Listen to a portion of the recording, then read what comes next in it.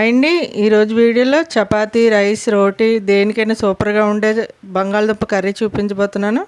ముందుగా పొయ్యి మీద ప్యాన్ పెట్టుకొని ఒక 2 స్పూన్లు ఆయిల్ వేసుకొని పోపు దినుసులు, ఇప్పుడు ఉల్లిపాయ, పచ్చిమిర్చి 4 పచ్చిమిర్చి వేసుకోవాలి. వేగిన తర్వాత కొద్దిగా కరివేపాకు, అల్లం వెల్లుల్లి చిన్న ముక్కలు తరిగి వేసుకోండి, టేస్ట్ బాగుంటుంది. ఇప్పుడు చిన్న సైజు టమాటో ఒకటి, ఇది వేగిన తర్వాత పచ్చి బఠానీ కొద్దిగా తీసుకొని అవి వేసి వేయించుకోవాలి. ఇప్పుడు బంగాళదుంప ముక్కలు 1/2 కేజీ తీసుకున్నాను, అవి వాటర్లో వేసి పెట్టేసి అనమాట, అవి వేసేసుకోవాలి.